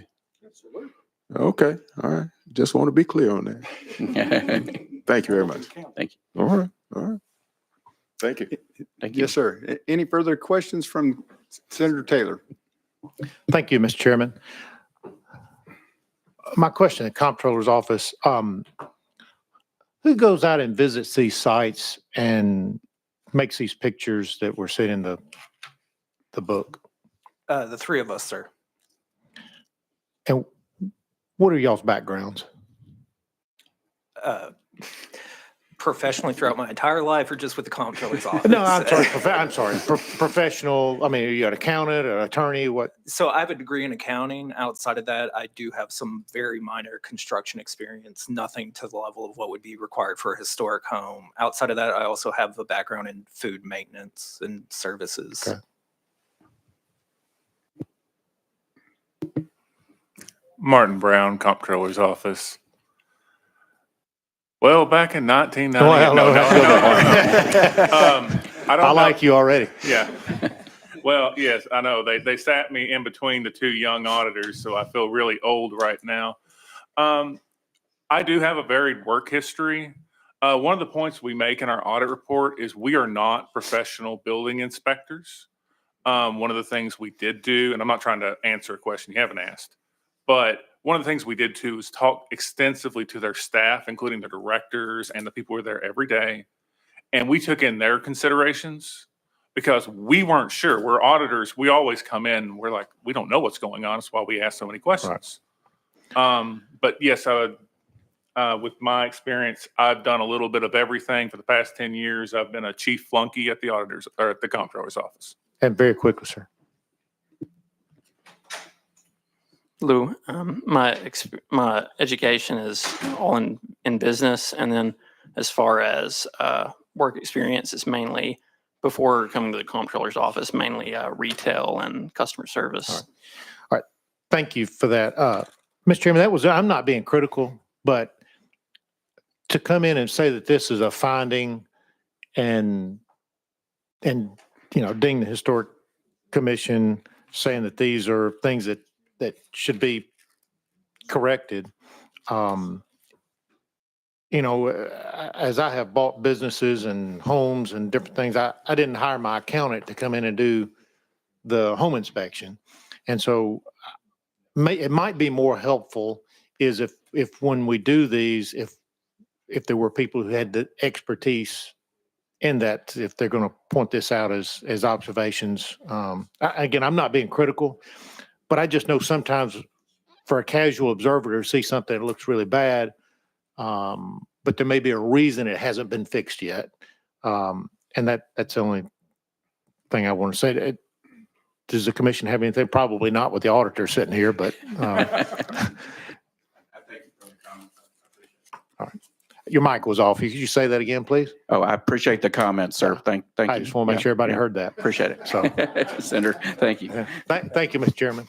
Thank you, Senator Taylor. I thought you were doing a job interview right there. No. I would hire Looking them, all for new three of them. employees. They probably don't want to work at the funeral home, so. Any further questions? Any public comments? Yes, sir. No, I want to thank Patrick and his staff for what they do.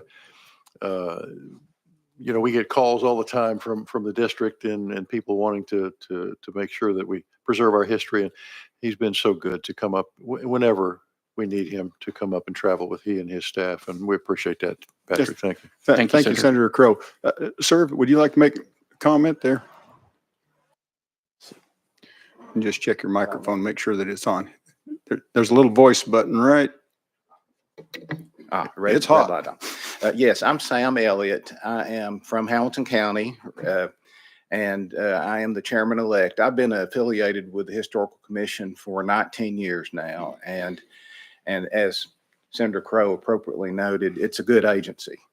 They do important work in connection with our state's history. Everybody's seen the little gray markers that we have all over the place, but we also do things that relate to the federal programs for grants and things of that nature. One thing that y'all have done in the last few years is you've created funds that we're able to use to buy battlefields or other historic grounds. Representative Hakeem, I know that in your district, on the northern end of Missionary Ridge, we've acquired several acres, and of course the Browns Ferry Tavern recently. And we've been doing that all over the state. And believe me, if there's any doubt at all about the maintenance or the superintendence of these historic sites, believe me, you shouldn't have that. There are always minor issues, but this is a good agency. No, thank you, sir.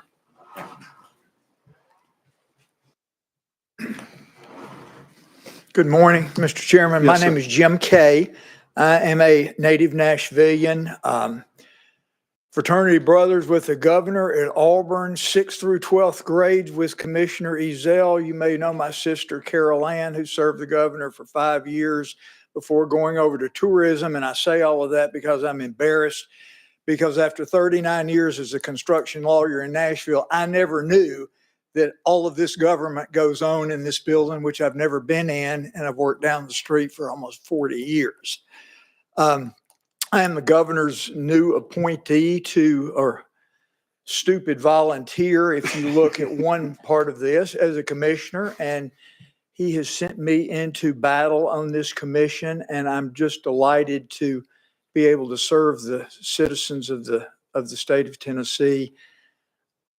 When we moved from Donaldson to Oak Hill in 1966, and I started finding arrowheads and bullets on the battlefield, I started looking at the signs that the Historical Commission put up when I was a little boy, and it changed my life. And outside of the working on all of these projects in Nashville, the history just enveloped me. And I've spent my career raising private funds to save sites in Nashville and to educate the churches, schools, kids, anybody that would listen on our history, because it's really important. And we took down, I'm on the Battle of Nashville Trust. I took down the Forrest statue on I-65 3 years ago, which we thought was hideous. And we just removed all the Confederate battle flags on that site and have put up 22 flags of every state that fought here at the Battle of Nashville. And we're continuing here in Nashville to save properties.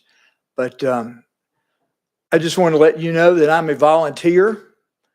not a Tennessee volunteer from the University of Tennessee. I'm an Auburn Tiger, unfortunately, but I'm a volunteer and I'm glad to serve and I'm honored to serve. And I hope you'll extend this commission because it's done great things and it's changed my life, and we want to change other people's lives for generations to come. Thank you for being here, sir.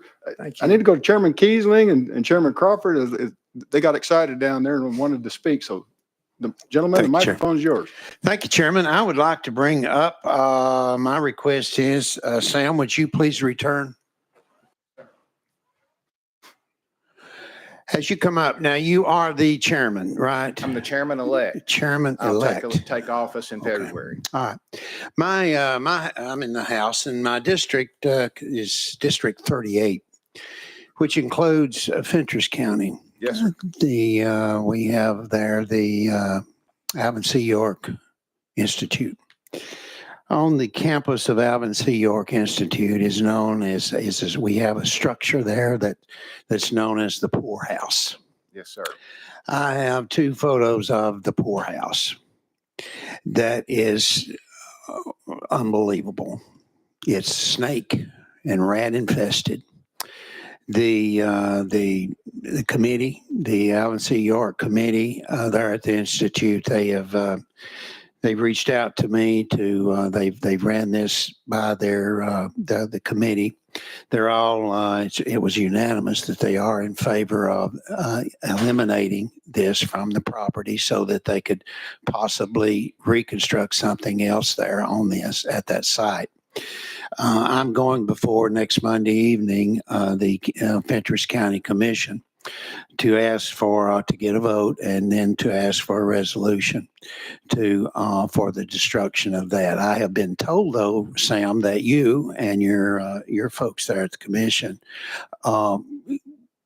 would there be opposition to this particular structure? Is there? I can forward photos over here to the chairman and let him maybe plug them in over there on the wall, but to prove to my point. But is there going to be resistance from you all on this if we get the locals? Representative Kiesling, I'd like to defer to Mr. McIntyre. Sure. Because we're really talking about the federal programs that we're talking about. I don't think there's a state issue with that at all. I hope not. Patrick, yes. Could Yes, you thank address you, that, Representative please? Kiesling. Can y'all hear me? Yes, sir. So I'm very familiar with that part. That's actually the original building from the Alvin York That's Institute. correct. It's the original school there. So we went through that about a year ago and didn't see any snakes or rats, fortunately, and it was a pretty course solid not. building. We actually met with folks there, the superintendent, about ways we could assist in getting the restoration of that building. I believe it's National Register listed, contributing to the district, and put out some ideas, and we're hopeful that we could kind of stimulate local support and interest given its iconic significance as the original institute. So this is the first I've heard that it's moved towards demolition, but under our state review process, I mean, we would continue to advocate and want to work with folks to see if there's a way that we couldn't restore that building. There was talk of putting maybe some kind of agricultural display, like local farm products or something. People could come in, vendors, et cetera. It would lend itself to all sorts of uses. But having been there in the past year, I can tell you it is a solid restorable building. And then, as I pointed out, it's significant. So ultimately, the choice won't be ours, but in the state review process, we're given the ability to comment, and we hope that people consider our comments. We're still there. We're still ready to work with folks. We just gave out $2 million in grant funding from our Historic Property Land Acquisition Fund that was announced last month. And we have Federal Historic Preservation Fund matching grants that go out and can actually assist in some of this funding. And it's just a question like it is with any historic building. Do we want to save it? Can we find a new use for it? If we, what are the opportunities versus, no, it's too much trouble. We want to get rid of it, but it's part of the York legacy there. It's a part of the story. And so that's why we've kind of, thousands of historic buildings in the state. That's why I was standing in there I think it was September, actually, walking around that day, because it's that significant. So I'm happy to continue to work with folks if there's interest in saving it. But that's our perspective, as I understand it, from having been there on site and having worked with that building for a long time. And so, Well, that's I'm not actually the having a meeting tomorrow perspective. about Yeah. it. So. That's not the perspective of the family, the York family. I've had discussions with them as well. They're ready to see it out of there. So again, I need a total clarification. Bottom line, if I provide local support for the demolition, again, how's that going to be received from you all? Well, certainly, local support is very important, and there's going to have to be local support to preserve it as well if if it moves in that direction. So if nobody is willing to save it, obviously that's a question. To my knowledge, the family does not own the property, and so that's one consideration. But in preservation, I've been at this 30 years plus. There's always people that are for it and people are against it. So it's about whatever the prevailing doctrine is, but we stand ready as the State Historic Preservation Office because it's our mission to help leverage support for the building. The building can't advocate for its own preservation, but that's one that we think is important. So our comments to the State Building Commission, were it to come forward for demolition, would be still in favor of preservation for the aforementioned reasons. So thank you. Sure. And thank you, Chairman. Yes, sir. Chairman Crawford? Thank you, Mr. Chairman. I would just ask that you get this information and provide it to the chairman, and he can get it to myself and Senator Crowe. But what is the situation on the destruction of the birthplace of Andrew Johnson because of the floods and those type things? And is that something you'll be working with national parks on? And can you just give us don't have to do it now, but just give us an update, provide us with one. Yes, sir. Thank you, Representative Crawford. I think you mean the birthplace of Crockett up there. Yeah, and, I'm sorry. And so that was a replicated building that was slated to be replicated again. So that's been a terrible tragedy up there at the state park. I know it's closed indefinitely. We drove by there last week, couldn't even get up there, but we have given input previously on actually kind of a historically accurate replica of the cabin. So as far as I know, that will be forthcoming. I know we are working, trying to assess still some of the damage and destruction that occurred up in that region, and working, with FEMA, some of our federal responsibilities and things as that moves along. And so Thank you. very much on top of that. Yes, sir. Yeah, they should. Thanks, sir. Senator Bowling, did you have a question, comment? Thank you very much, and thank you for what you do. I was with the area historical preservation group down in South Central Tennessee, and one of the things I think is so terribly important is that in preserving history and presenting history, we don't criticize the people that lived during the times that they lived and the things that they did. I think that it's very important for truth to be presented and not prejudicial statements made, whether it's about Andrew Jackson or Andrew Johnson or Davy Crockett or Nathan Bedford Forrest. I think that we've got to make certain in Tennessee we have a rich heritage and a rich history. And as part of the Civil War trail that we created there in South Central Tennessee, it's just so important to maintain the validity of the statements made and the presentation of those. So I appreciate you all for doing that, and thank you. Thank you. Any further questions, comments, any public comment? Seeing none. Senator Taylor, would you like to make a motion? Yes, sir. I'm glad. Can we?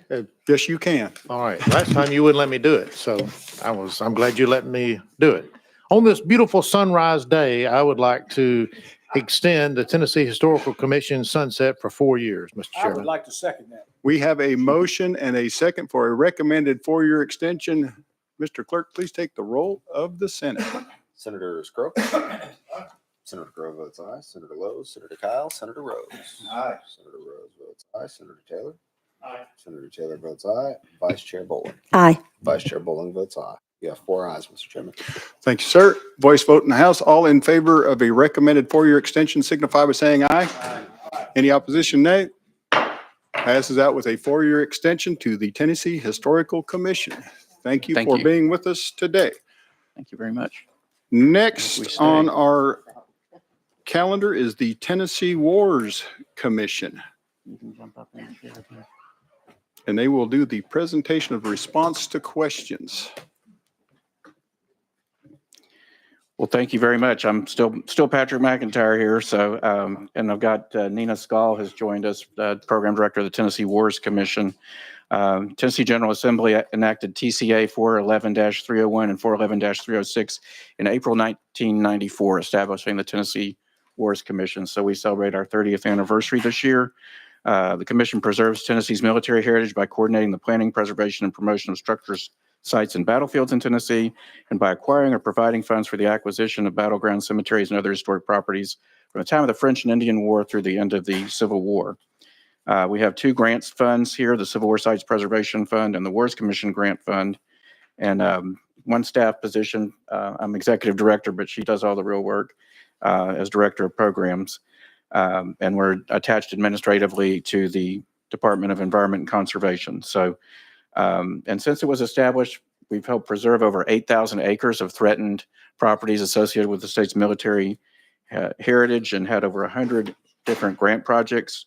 In 2023, last year, in recognition of our service to the state, the American Battlefield Trust presented the Wars Commission with the Pohanka Preservation Award for the leadership and dedicated work. So we would like to ask for an extension. If the Wars Commission were dissolved, there would no longer be a state agency dedicated to the preservation and conservation of the state's military heritage, and this was created as a response to rapid development in the state.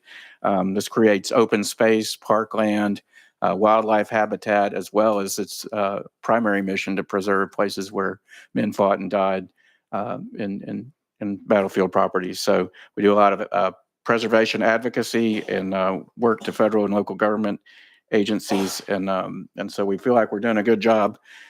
We did ask that maybe the purview of the Wars Commission, which, as I stated, ends at the end of the Civil War, be expanded to 1945. We get occasional requests for assistance with things, not so much World War I, but in World War II, many of y'all remember that Tennessee was the home of the Tennessee Maneuvers, where there were so many training grounds and places, particularly here in Middle Tennessee, associated with the armies before they went and fought overseas. So we thought that there's a possibility, if the mission was expanded, to allow for more interpretation of World War I and World War II with training encampments and facilities and those sorts of things here in the state. So with that, I'll ask if there are any questions or comments. Yes, sir. Thank you for the presentation and information, and I'm amazed at the history that Tennessee has. Senator Bowling. Thank you, and thank you very much for taking that through 1945. In my district is Arnold Engineering Development Complex, which of course was bought for 44,000 acres, and maneuvers did take place there, and Patton was involved in all those maneuvers. Plus, they went up into Van Buren County as well. There were different places, and that's just so important that some of those be preserved. And the fact that there was a prisoner of war camp, and I had the privilege of meeting one of the prisoners of war a number of years ago. His son-in-law brought him from Germany. He had such good memories of being in South Central Tennessee at a prisoner of war camp. And they were allowed to go out and work in fields and be fed by the farmers and whatever. Wow. And he said those were some of the best memories he ever had. And it sounds counterintuitive, but it certainly was, meeting him personally and getting to discuss it through his son-in-law, who was fluent in English. It was amazing to see and to know, too, that right there, there's still evidences, some good or some bad. I helped Motlow, the family, to recover some land that the Corps of Engineers had said could not be developed anymore because there might be live ordinances. Well, you either make the land good and keep it, or you have to clean it up to give it back. And so we were able to do that. And I tease the Motlow family now because there's talk of putting a solar farm there. And I said I never would have gotten the land back if I thought they were going to put a solar farm on it. But that's a personal preference. But anyway, thank you for including that and for going forward, because I look forward to seeing some of the evidence of that in my district. Thank you. Thank you. Thank you, Madam Chair. Any further questions for the commission? Any public comment? Seeing none. Representative Martin, would you like to make a motion? It would be my honor to make a motion on this beautiful morning of sunrises that we extend the sunset for 4 years for this commission. Recommended extension of 4 years. Do we have Second. Senator Bowling? I was counting heads. I apologize to those watching. So at this time, clerk, please take the roll of the Senate or the vote in the Senate. Senators Crow. Senator Crow votes aye. Senator Lowe, Senator Kyle, Senator Rose. Aye. Senator Rose votes aye. Senator Taylor. Aye. Senator Taylor votes aye. Vice Chair Bowling. Aye. Vice Chair Bowling votes aye. You have 4 ayes, Mr. Chairman. We will take a voice vote in the House for a suggested 4-year extension. All in favor, say aye. Any opposition, nay. Moves out with a recommended 4-year extension. Thank you for being with us today. Thank you very much. Mr. McIntyre, you're back in the hot seat. Yeah, thank you very much, Mr. Chairman. We have before us the Tennessee Monuments and Memorials Commission, and I'd like to recognize our chairman, Bill Ketron, is with us today. Senator And Ketron, good to see you as always, sir. not sure if any other members came in while I was not looking, but I don't see any to recognize. But this commission was just established and created on July 1st, 2023, under TCA 4-1-412 to study, hear, and resolve petitions for waiver in the Tennessee Heritage Protection Act. I serve as the executive director of this as well, and it's administratively attached to the Department of Environment and Conservation for budgeting purposes. We've got 9 members, 3 appointed by the governor, 3 by the Speaker of the Senate, and 3 by the Speaker of the House. There's no vacancies on this commission, and according to the enabling legislation, the board meets as needed. So we would like to ask that the board be continued. It was only created about a year and a half ago for the purpose of hearing the Tennessee Heritage Protection Act cases. There have been many Heritage Protection Act cases heard by the Tennessee Historical Commission prior to the passage of the law that created this new commission, and they took up a lot of the time in the commission meetings and kind of took up time that was to be devoted to their core mission. As you've seen, there's a very broad amount of work that our commission board has to have at the Historical Commission and Wars Commission, because that's a 2-for-1 board. So this one is another board. And it was there were a couple of cases filed right before the passage of the law, so they went in before the Historical Commission.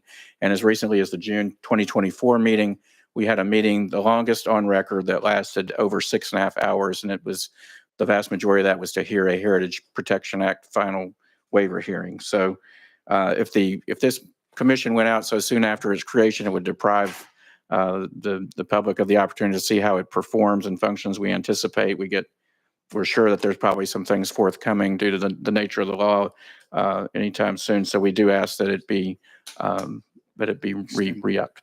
Thank you, sir. Thank you, sir. Any questions, comments from the members? Any public comment?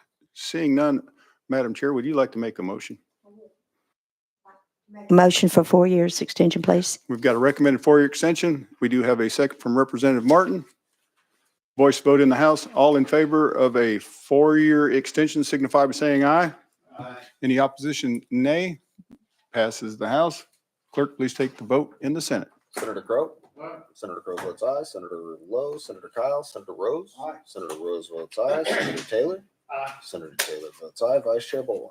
Aye. Vice Chair Bowling votes aye. You have 4 ayes, Mr. Chairman.